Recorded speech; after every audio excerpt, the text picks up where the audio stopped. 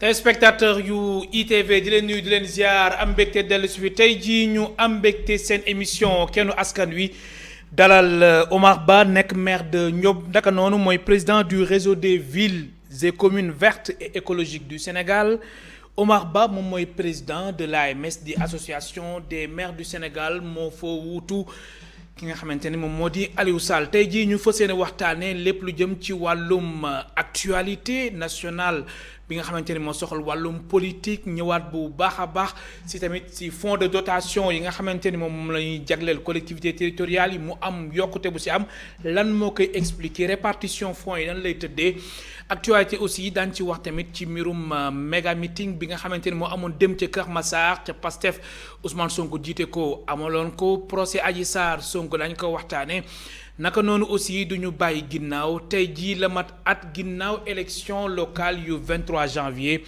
atum 2022 moom mii di Omar Ba population bi renouvelé ko confiance am ndax 2014 la nekkoon maire moom mu gañewaat 23 janvier atum 2022 xayma ak bilan loolu yëpp dañ ko yaatal ci émission kennu askan wi monsieur le maire et par ailleurs président de l'AMS association des maires du Sénégal Omar Ba maa ngi lay dalal jàmm ci plateau kennu askan wi fii si ITV. maa ngi lay nuyu di nuyu équipe ITV yëpp.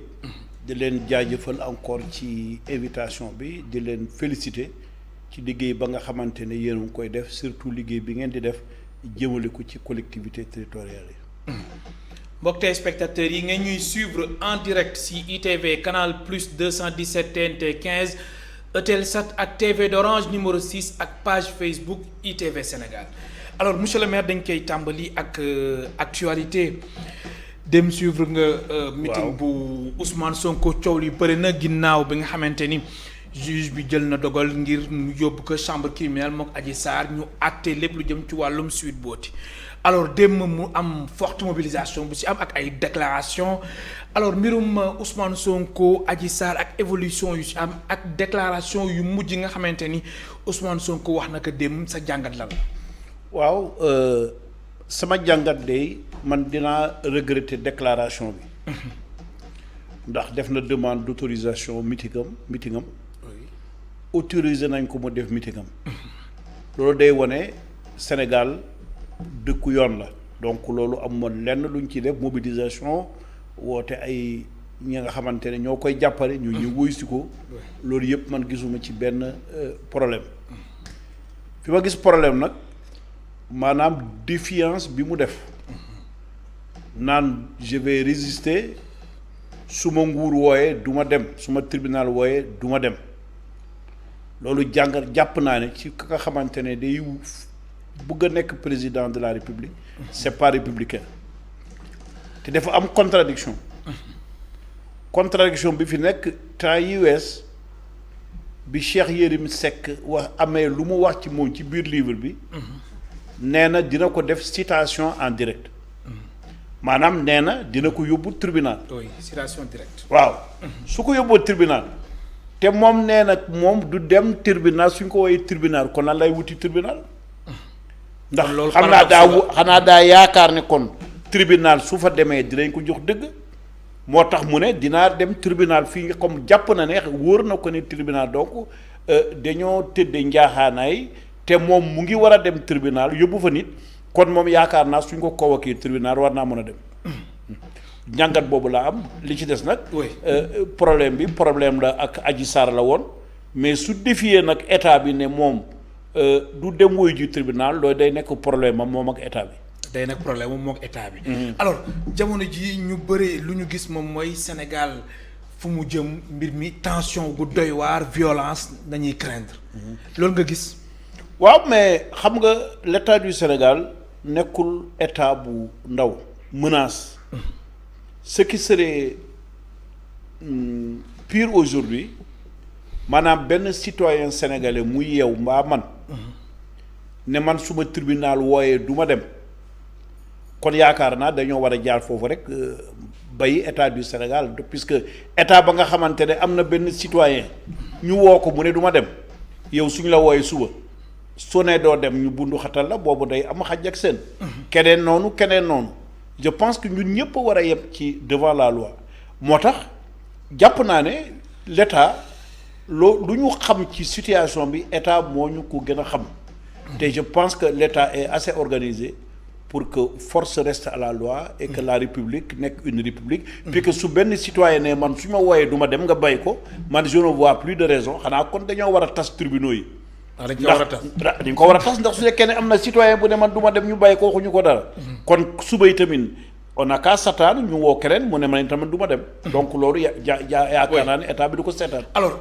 Ousmane Sonko mu dem ba wax ni su état bi wala su Macky Sall président de la République reculé wul su deful nànk du àggali mandat waaw loolu moom yàgg nañ koy wax xam nga loolu moom waxu politicien la rek ndax Macky Sall gisuma lu koy tee àggale mandat et puis loolu défiance boobu du Macky Sall donc la défier dafa défier tous les républicains qui croient aux vertus de la démocratie ya nga xamante ne ñoom li ñu xam transmission du pouvoir c'est à travers les élections donc ñun loolu lañ gëm loolu moo lal démocratie élection transmission du pouvoir passation du pouvoir par voie électorale ku waxee nag ku ko gëm nag ne beneen voie nga bëgg a jaar pour dem xañ Macky Sall mu àggale mandat bi ça signifie que da ngay sóoraale yeneen voie la violence te loolu c'est pas républicain kon loolu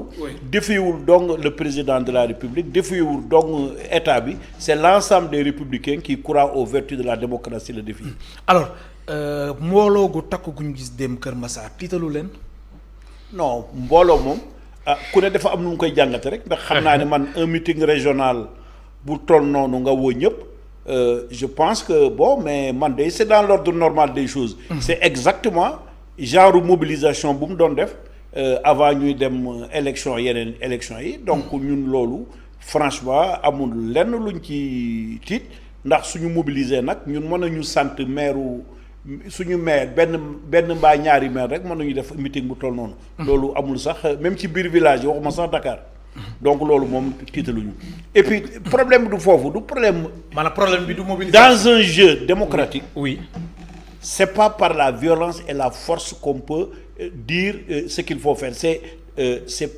plutôt mu am doole mu ñàkk am doole loolu du loolu mooy problème bi mooy c'est un citoyen sénégalais il a été convoqué par la justice il doit aller répondre à la justice c'est ça la question donc il dafa war a wuyu ji ku ñu woo dafa war a wuyu ji warul reculer warul dellu ginnaaw non yaa man xalaatuma sax ne état Sénégal dina reculer ndax loolu moom su ko defee mooy que Sénégal nekkatul république ak quelle que soit la situation warul dellu ginnaaw non mais un état ak menaces yi nga xamante ni moom nañu dégg man de xam naa ne suñu ne Sonko ne suba suñ ma convoqué du ma dem suñu convoqué beneen leader d'opposition de su amee fulla moom tamit du dem te même citoyen ordinaire sax suñ ko convoqué comme am na kenn ku am problème amul sax problème ak état bi ndax beneen citoyen la amal problème ñu convoqué ko tribunal mu ne du ma dem ñu bàyyi ko noonu ndax dafay menacer ndax am na doole kon nag ñu xam ne Sénégal démocratie amatu fi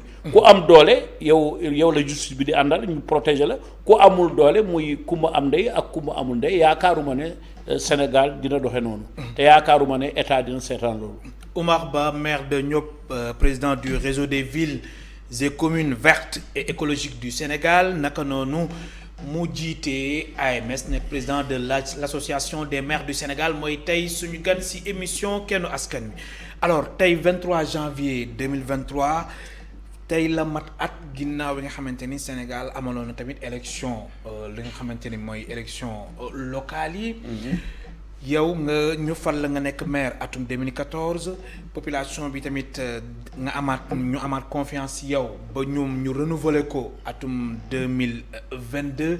tey jii la mat at élection locale yi soo doon dellu si ginnaaw nga wax ni jamono ji journée bi ak tamit lan moo def différence ba population bi amaat confiance yow ba nga nekkaat fa maire. waaw donc wax nga dëgg yaa ma ko rappelé léegi.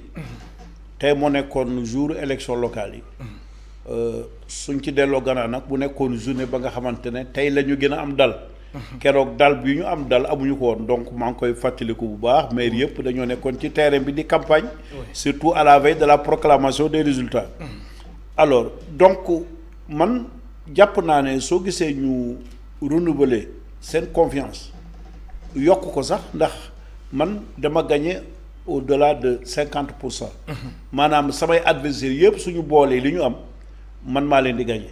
donc sa adversaire yëpp sama adversaire yëpp. donc loolu nag jàpp naa ne deuxième mandat moom sa liggéey la. résultat yi ma am foofu wane ko dige yi ma dige woon ma def ko ba def li ko raw. yaakaar naa ne liggéey boobu moo tax ñoom ñu renouveler ma seen confiance falaat ma maire avec plus de 50% en 2022. affaire bi liggéey la je pense que. ànduñ ci violence kon mbir mi liggéey la. liggéey la waaw. alors ci wàllum liggéey ci wàllum réalisation lan nga fa jot a def. nga xamante ni askanu ñëpp teg mën nañ si teg seen bët saa su nekk. waaw dañuy tënk nag ndax xam naa ne. waaw dañuy tënk bien sûr li gënoon di yomb nga ne ma lan nga deful waaye nag li nga def moom su ma ko naree lim day bëri. maanaam kon li nga def moo ëpp li nga deful. waaw donc mais dañ ciy tënk rek. xam nga dama lay jox benn ay firnde yu ndaw. oui soo xoolee man ba may ñëw en 2014. amul doon benn groupement bu jigéen bu am moulin ci biir commune bi. def naa fa plus de 30 moulins jox ko commune bi. bi may ñëw en 2014 ci biir village commune bi sur les 20 et quelques villages 4 villages dong ñoo ci amoon courant tey on est à plus de 27 villages et amu ya nga xamante ne defal nañ fa courant. bi ma ñëwee tey dans la commune de Ndiob amul dëkk ba nga xamante ne ndoxu robinet agu fa. donc extension yi fu amul doon ndox yóbbu nañ fa ndox. dolli ci nag képp ko amul doon robinet ci sa biir waroon ñu defal la robinet bi ci sa biir waroon am na yeneen demande mais on avait atteint 100%. mais nag population bi day yokku demande bi day yokku mais on avait atteint ça defal fa rajo yokk fa ay poste de santé indi leneen ak leneen la nga xamante ne financé ay créer plus de 300 emplois au niveau des jeunes ak defal fa aussi comment dirais-je favoriser avec l'appui de l'État ndax loolu ñu wax noonu yëpp ay lijjanti la. xam nga du ñun suñu doolee bopp rek. suñu xaalis bopp ak partenaires yi lañ ci dugg. defal fa centrale solaire indi ak l'appui de l'État def fa ay goudron def fa ay foraay donc def fa ay clôture CM bi li ñu def daal en quelque sorte wax dëgg yàlla duñ ko kañoo waaye ndax suñu warugal la. waaye nag def nañu lu bëri ba raw la nga xamante ne moom lañ diggee woon population bi lu ñu leen diggoon yëpp def nañ ko. mais dem nañ ba def la nga xamante ne. lan moo des ñun sax waaw fi mu nekk nii nag. xam nga suñu lalee les problèmes comment de base les comment dirais-je les préoccupations de base. muy eau électricité ak yooyu. assainissement santé ak assainissement yooyu. li def mooy wàllu économie. fi mu nekk nii nag dañuy war a installer des industries installer en tout cas ay usines ay unités de transformation. donc comme jubal nag dëkku koom-koom maanaam ñu tabax économie ndax lal ba nga xamante ne ci la économie boobu mën a samp. ndax bala ngaa wax yenn développement yi foog nga régler le problème de la santé problème de l'éducation certains problèmes sociaux yi ñu régler leen te yaakaar naa ne même suñ ko régler wut def nañ ci jéego bu rëy. kon nag léegi économie la ñuy xaar. la ñuy song ni def ay unité commencé nañu sax def nañ une unité déjà de transformation de savon def nañ ci ñaar def benn unité de transformation de l'huile ñu ngi koy def benn unité de transformation des céréales donc maillage boobu la ñuy continuer maillage boobu la ñuy continuer vraiment pour impulser une économie locale. Très bien alors maillage boobu ngay continuer yow nga nekk défenseur de l'environnement ndax yaa jiite réseau des villes et communes vertes et écologique du Sénégal. kon mën nañu wax ni sa commune ñoom loolu doo ko bàyyi ginnaaw ngir fexe ba sàmm lépp lu jëm ci wàllum environnement alors li nga xamante ni moo soxal gàncax gi soxal environnement loolu fan nga bëgg yóbbu boobu les communes. waaw xam nga Ndiob moom li ñu tax ñu gën a siiw sax mooy suñu taxawaayu conseil municipal bi taxawaayu population yi ci mbiru environnement. ci loolu may fàttali rekk ne jox nañu trophée de la commune la plus écologique de l'Afrique de l'Ouest loolu bokk na ci raaya nga xamante ne jox nañ ko commune Ndiob amat encore la meilleure initiative climat ba nga xamante ne CGLEA moo ñu ko jox au niveau africain donc loolu dañoo jàpp ne ci suñu delloo tuuti ci gannaaw suñu mbéy xam nga ñun mbéy ak càmm la ñu am bu njëkk soo xoolee dañ doon béy tuuti am lu bëri maanaam da nga doon def benn hectare dugub mbaa hectare gerte am ci lu ëpp 3 tonnes léegi soo defee même hectare bi tonne sax doo ko am kon ñu xool ne nag am na problème lan moo tax problème boobu mu ne mbéyin bi ñuy béyee ak gàncax ba nga xamante ne dafa manqué ak produit chimique de synthèse yu ñuy utiliser di ko def ci suuf si muy détériorer qualité sol bi bokk na ci loolu moo tax ñu opter de manière résolue pour la promotion d'une agriculture saine et durable, d'une agriculture donc ce qu'on appelle agroécologique. Très bien. Donc intégrer l'élevage avec l'agriculture.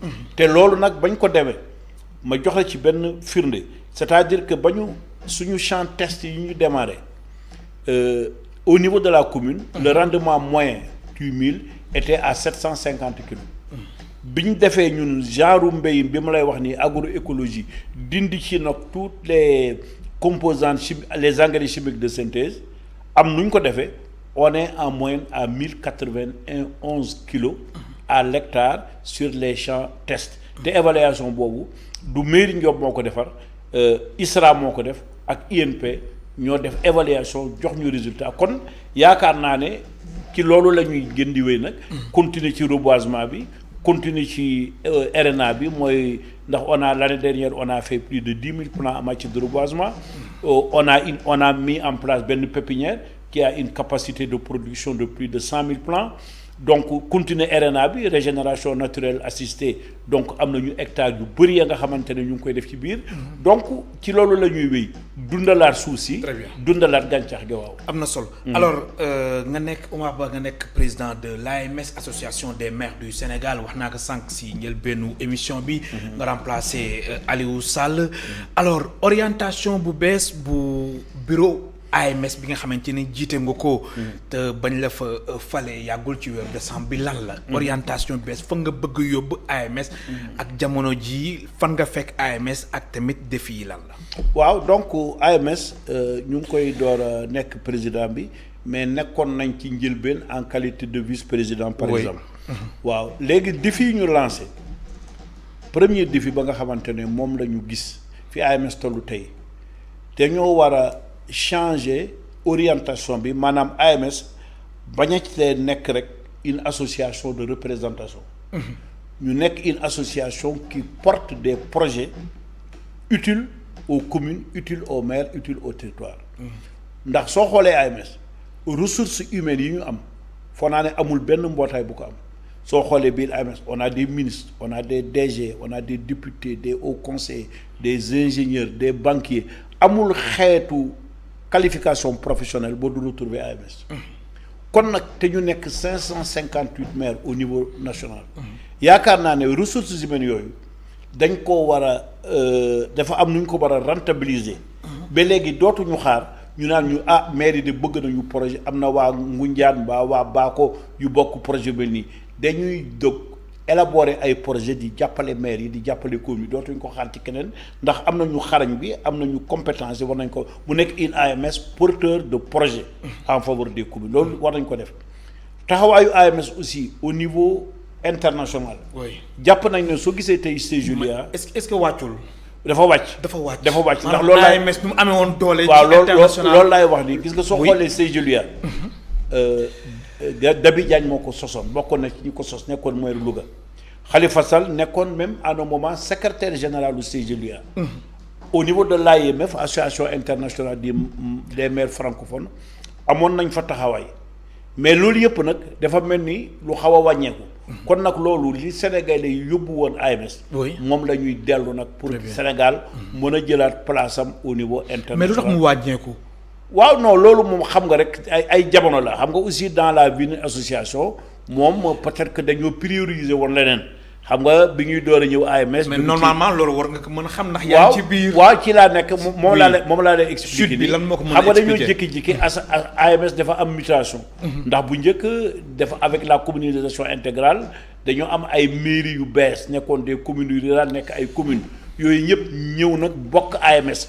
donc soo xoolee ni mu limu AMS ni mu toll woon dafa yaatu xam nga soo concentré wu ci loolu nag di ko réorganiser waat di ko concevoir mën na am effectivement sa yenn taxawaay yi au niveau international am lu mu la jëlal ci ay temps am lu mu la jëlal ci moyen mais maintenant on est un peu rodé par rapport à ça. On va retrouver effectivement la place ba nga xamante ne moom la ñu amoon.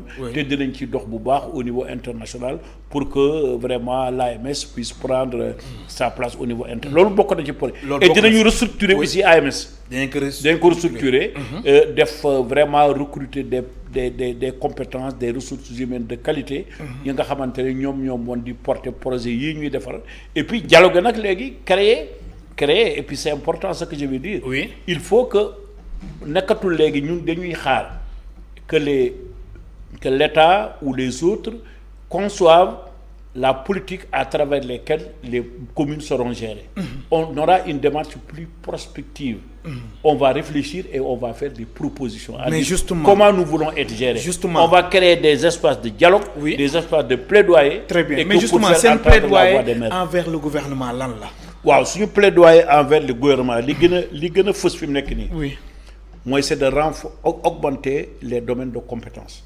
On a 9 domaines de compétences. Oui. Mais nous voulons aujourd'hui qu'on élargisse des compétences comme l'agriculture, des compétences comme la pêche. waaw ci compétence bu mel ni mbéy mi.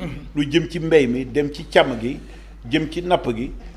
dafa nekk compétent yi nga xamante ne traditionnellement loolu maire yee ko war a gérer.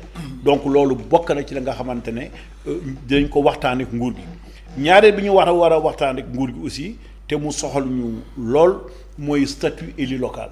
ndax xam nga soo xoolee assemblée dañuy wax retraite parlementaire. gis nga maire nga am 6 mandats muy 30 ans suñ la gagné amatoo benn protection sociale. donc am benn protection amul fenn fa nga xamante ne un minimum ba nga xamante ne dañ la ko garantir. te loolu da nga fekk tu as consacré. waaw corriger ko. il faut ñu corriger ko. loolu tam bokk na ci suñu revendication yaa nga xamante ne ñu ngi ci ñu yokk aussi xam nga fonds d'appui à la décentralisation ñu ngi koy tibbe ci TVA. ci TVA bi maanaam 5,5% dañuy li état collecté TVA. moom lay financer collectivité nous voulons qu'au moins que ñu porter ko jusqu'à 10% pour renforcer en tout cas les capacités financières des collectivités locales. ñu ngi ciy waxtaan ak chef de l'État il a montré sa disponibilité mais ñun loolu tam bokk na ci suñuy proposition. alors jamono ji ku ni AMS association des maires du Sénégal wax réseau des élus locaux du Sénégal ci beneen wet bi. maanaam bi nga xamante ni moom la waa coalition Yewwi Askan Wi taxawal ndax ñoom gisuñu seen bopp si AMS alors ñaari association yooyu la AMS nekk fii réseau des élus locaux du Sénégal nekk fii est-ce que loolu am na njëriñ est-ce que jotul aussi vraiment ngeen muy yéen muy ñoom ngeen xoolaat bu baax a baax seen toogaay ak seen taxawaay ba ñoom su leen mënee rejoindre wala ngeen waxtaan ak ñoom ba AMS lépp li nga xamante ni moom moo di association des maires du Sénégal mu doon benn comme ni ñu ko xamee woon. waaw loolu mooy li gën ndax xam nga Sénégal dafa am nu muy doxee. AMS dañ ko sos depuis 1958. oui 58 ba jamono jii am na ay régime yu bëri yu fi jaar. mais musuñoo am ay divergences yu mel noonu. ñëpp a doon bokk AMS mu nekk parti au pouvoir mu nekk parti d'opposition. ñun ñëpp a ko doon bokk amul doon musul am problème. loolu lu bees lañ ko bëgg a dugal ren. te loolu gënul ndax maire nga nekk opposition li ma la wax nii léegi. dañoo bëgg ñu yokk fonds de dotation yi. damaa bëgg ñu élargir domaine de compétence yi. loolu mais maire yëpp a ciy bénéficier donc dama jàpp ne amul problème mu maire opposition ak problème mu maire bi nekk parti au pouvoir. benn la kon nag ñun ñëpp ñoo war a bokk nekk benn boole suñuy doole ci la ñuy gën a déglu ci la ñu mën a lijjanti lu bëri donc loolu mooy sama appel ci point boobu. li ma ci yokk nag. du cohérent sax ñu ne waa Yewwi ndax sama biir association des maires du Sénégal amul parti politique bu nekk Sénégal am ay maires te bokkoo ci biir parti politique boo jël nag te mu am ay maires xam nga il faut faire la différence ak leader politique bu dem télé di wax ay waxam mbaa di sànni ay xeeram loolu c'est ça langage mais man maa la ni ci sama biir bureau AMS amul benn parti politique ba nga xamante ne am na maire ci Sénégal te amul kenn ci ñoom ñu toog bokk ci bureau AMS. de manière systématique jàpp naa ne y a plusieurs partis politiques. ils sont représentés li ma ci yokkal mooy ni ñu sose AMS ñu ngi ko tëgg bureau bi man maay président bi nekk APR Aliou Ndoye moo nekk premier vice-président nekk PS secrétaire général bi nekk Mbaye Dione bokk AFP trésorier général bi nga xamante ne mooy gérer fonds yi il est de l'opposition c'est Ablaye Diop maire de Guinaw Rail donc loolu day wane ne ñun amuñu xaj ak seen ñëpp la ñuy boole ni ma la ko limale noonu nag ci biir boobu noonu lañ koy lim ba nga retrouver te des maires yu bokk Pastef bokk ci ay maires yu bokk Taxawu Dakar bokk nga gisaat ay maires yu bokk force paysanne ak yooyu yëpp donc ñu ngi ci biir AMS léegi wax ji nag moom un leader nag da ngay dem sa télé rek ngay wax ne nii ak na le mais maires yi xam nañu fan mooy seen intérêt te xam na ne AMS mooy seen intérêt ñu ngi ci biir. Omar Ba, maire de Ndiob, président du réseau des villes et communes vertes et écologiques du Sénégal naka noonu muy nekk président de l'AMS association des maires du Sénégal mooy tey suñ gan ci émission Kennu Askan Wi ngeen ñuy suivre en direct ci ITV Canal Plus 217 TNT 15 Eutelsat TV d'Orange numéro 6 ak page Facebook ITV Sénégal alors ñu gis ni lu soxal wàllum fonds de dotation yi monsieur le maire. dafa am yokkute gu ci am ndax fan yi rek yéen a ngi woon Mbour lëlu su ma jumulee alxames àjjuma yéen a ngi fa woon di waxtaanee lépp lu jëm ci wàllum collectivité territoriale ak ñoom seen politique publique alors ñu nemmeeku ci ni fonds de dotation yi dafa yokk alors yokkute bu fonds de dotation yi yokk lan moo koy expliquer waaw lu bëri dina koy expliquer ndax léegi soo gisee li mu la wax léegi y a d'abord l'engagement de l'État.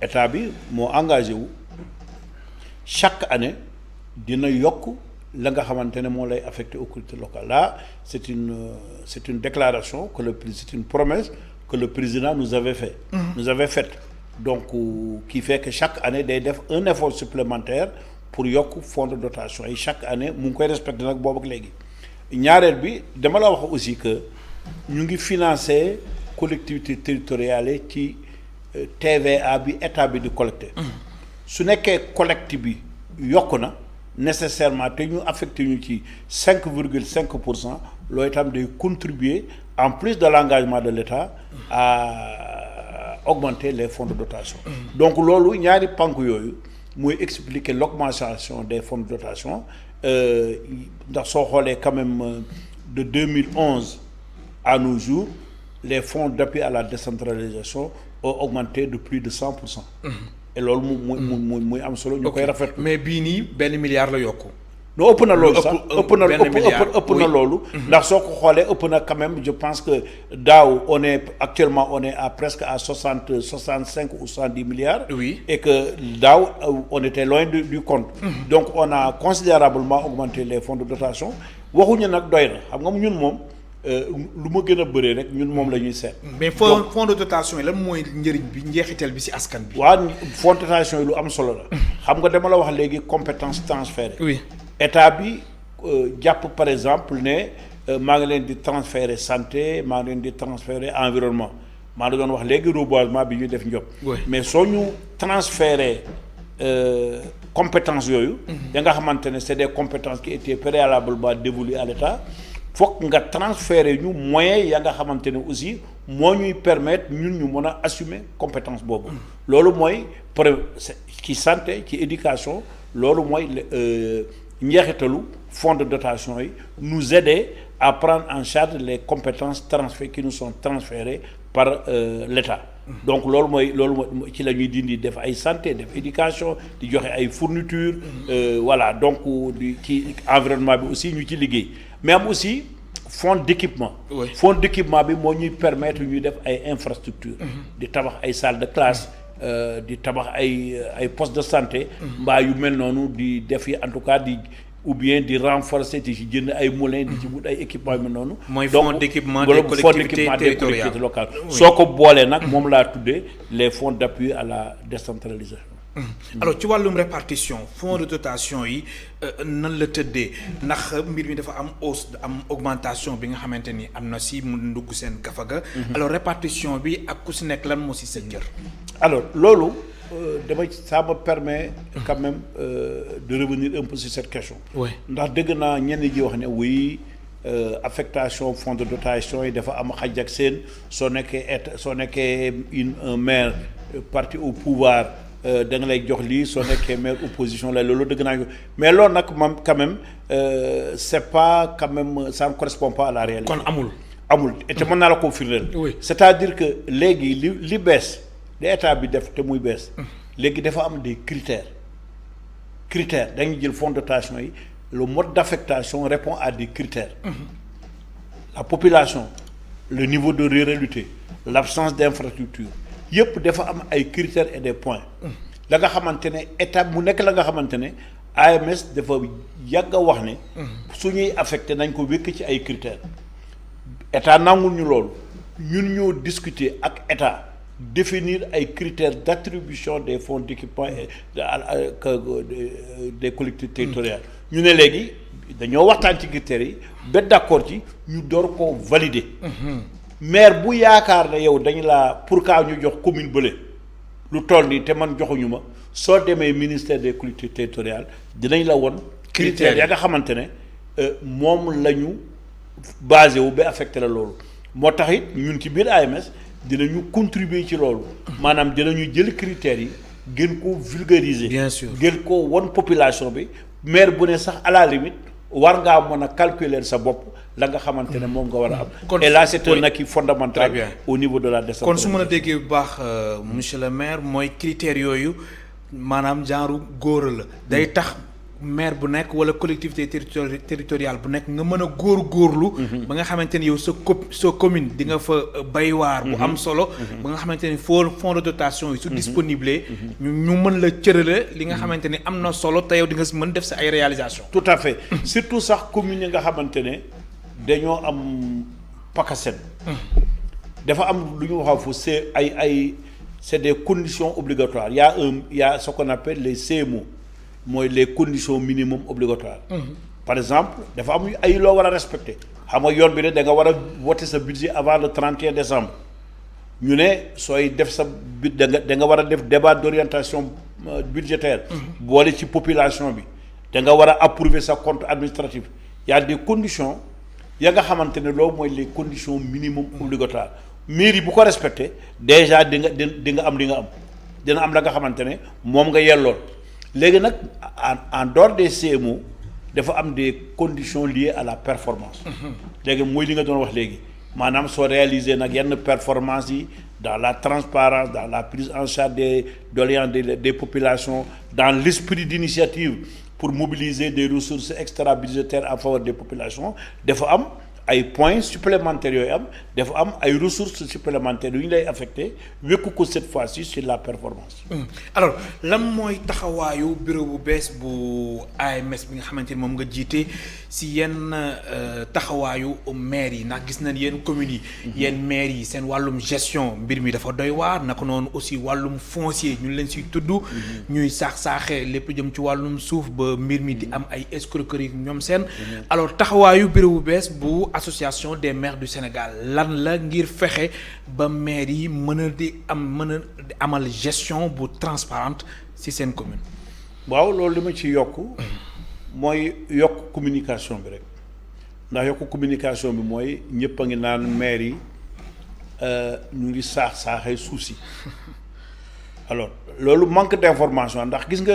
waaw mais aussi am na aussi. waaw non maa ngi ciy maa ngi ciy ñëw. dama bëgg ñu xam ne maire dong mënul affecté suuf.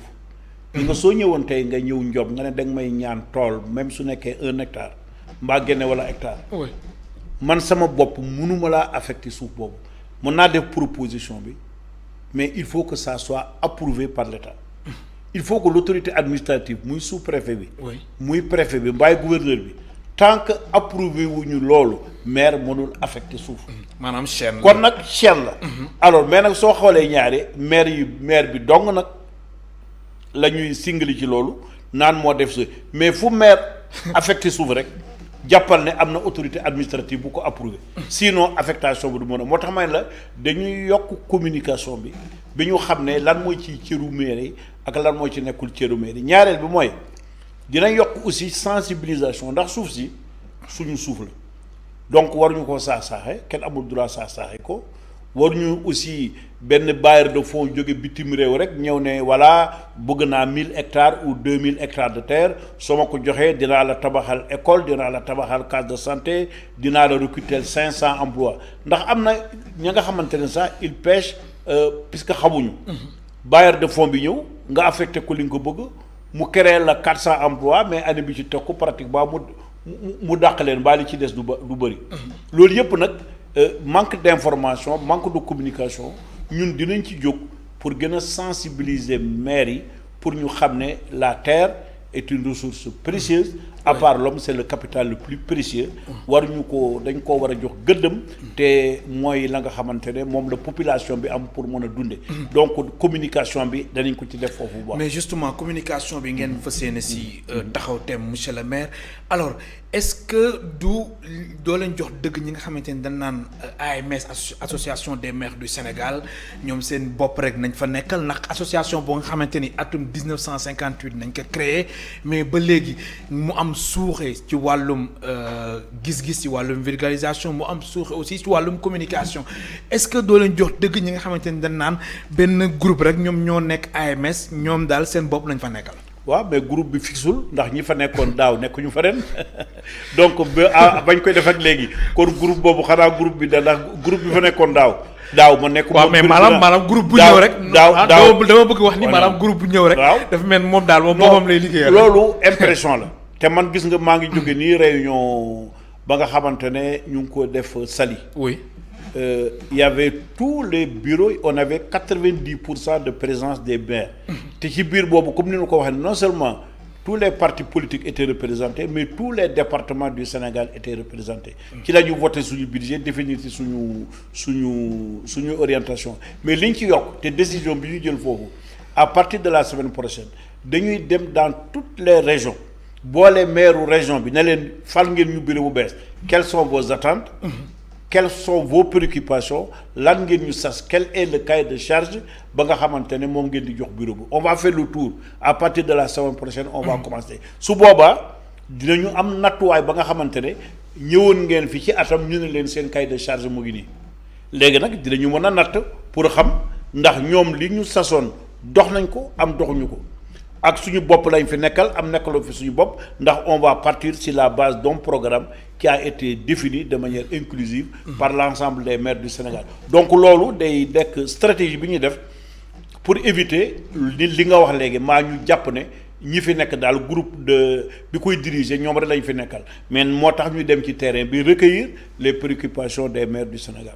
alors ngeen recueillir les préoccupations des maires du Sénégal mais askan bi tamit ndax gis nañ élection locale yi nga xamante ni moom nañu weesu tey jii mu mat at yu 23 janvier atum 2022 alors am na si askan wi nga xamante ni ñoom changement nañ bëggoon benn lu bees souffle bu bees ngir changer maire bi nga xamante ni moom moo fa nekkoon mais am na si ñoo xamante ni jamono ji dañ am déception ci maire yi nga xamante ni moom nañu faloon alors maire yi nga xamante ni moom nañu fal ñi nga xamante ni yàgg nañ leen fal ñu nekk maire ak ñi nga xamante ni dañ leen changer est-ce que réellement xam nañ ñoom lu ñu leen fal lan la.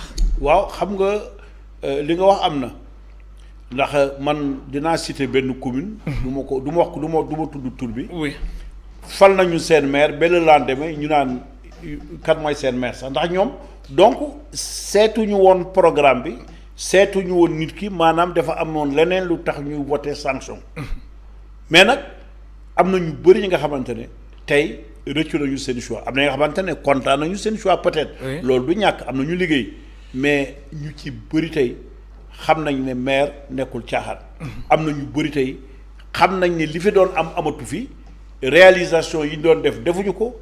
bi ñu commencé décourager am na effectivement. mais maire yooyu état bi dafa leen seetaan wala lan wala dañu am ay problème ak tamit ay partenaires techniques et financiers. du question seetaan xam nga du question seetaan ndax li ma la wax léegi leer na c'est-à-dire que état bi ñëpp la fi nekkal critère d'attribution gis nga kii def ñiy répartir fonds yi.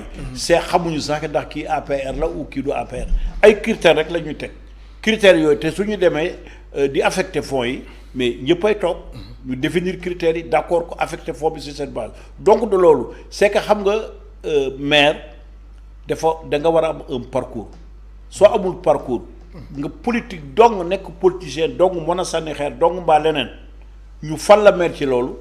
soo demee ba toog di nga xam ne sànni xeer du tax nga gis nga jamono liggéey ji da nga gis jamono ji nga xam ne la situation est plus compliquée que ça il te faut d'autres compétences il faut nga am yeneen pexe il faut nga am beneen xarañ pour mën a développer. xam nga toog rek commencer sànni xeer état di wax yenn yi loolu te le maire est d'abord le maire dafa am ce qu'on appelle un dédoublement fonctionnel. Il représente les populations c'est vrai ndax ñoo ko fal mais il représente aussi l'État. L'État c'est aussi soo xoolee article 107 du code des collectivités territoriales le maire représente l'exécutif au niveau de sa commune kon nag dañoo war a huiler suñu relation ak état bi créer des espaces de dialogue état bi aussi mën ñoo jàppale c'est fondamental pour un maire qui veut bien travailler pour sa commune. mais est-ce que warul nekk aussi occasion ñu xoolaat aussi kan moo war a nekk maire ci réew mi. xool nit ki critères yeeg ñoom seen moo gën nit ki di am frustration wala yooyu di fal maire après ëllëg ci biir mu am ay rëccu. waaw loolu moom en tout cas loolu c'est une question ba nga xamante ne am na ñu koy poser. di ko waxtaane am na ñuy ay dëkk tey nga xamante ne pour nga nekk maire foog nga am un certain niveau on exige par exemple am na ñuy exiger licence am na ñuy exiger comment dirais nga am bac bala ngaa nekk maire mbaa mu nekk ci français mbaa mu nekk ci arabe mbaa ci beneen làkk alors loolu je pense que c'est une réflexion qu'il faut mener ndax responsabilité c'est vrai que nag nit mën na ñàkk a jàng sax am ay pexem loolu bu dinay nekk waaye nag en tout cas war nañu définir ay critères ay profils loolu lu ñu mën a waxtaane la et je pense que bon le débat citoyen va se poser pour ñu mën cee échanger c'est compte tenu des responsabilités yi ñu ko sas est-ce que jotul ñu dégager benn profil de manière consensuelle nekk pour nekk maire foog nga am profil bu mel nii. Très bien. Oumar Ba maire de Ndiob président de l'AMS association des maires du Sénégal du ñu desee ci ay simili bëriwul alors sànq ñu ngi ko doon wax lu xamante ni maanaam suñu réalisateur bi Mass mu may xamal ni sax temps bi jeex na daanaka alors gouvernance locale. Est-ce que réseau des élus locaux du Sénégal ak taxawaayu AMS ñaari association yooyu la du am benn impact ci gouvernance locale. non moi je pense que réseau boobu amagul ndax xam nga bala ngaa ne réseau boobu am na réseau bi am récépissé. réseau bi am association bi am récépissé tey être reconnu par l'État mooy association des maires du Sénégal. te ni ma la waxee am na ñu bokk ci parti yooyu sos réseau boobu. oui te ñu ngi suñu biir donc jàpp naa ne réseau boobu moom déclaration d'intention la amagul ndax amul récépissé te. maanaam da nga wax daal dañu meroon daal moo tax ñu def. waaw am na ñu ko bëgg peut-être mais en tout cas am na ci ñoom ña nga xamante ne. oui ñoom d'accorduñ ci loolu te amaguñu récépissé. te association bu amul récépissé nag mënoo liggéey ndax mënoo ubbi compte bancaire mënoo recruter mënoo am financement donc jàpp naa ne kon benn association moo fi nekk mooy association des maires du Sénégal. ña nga xamante ne nag ñu ngi yaakaar ne foofu la ci seen association bi bon ñun ñu ngi leen di talal suñu loxo on ne ferme pas la porte on est prêt à discuter on est prêt à échanger. pour que tous les maires du Sénégal se retrouvent dans une seule et unique association. mooy intérêt maire yëpp nag muy nekk au pouvoir muy nekk à l'opposition man en tant que président de l'AMS je ne souhaitais pas aujourd'hui que am ay yeneen maire yu nekk ci yeneen kuréel.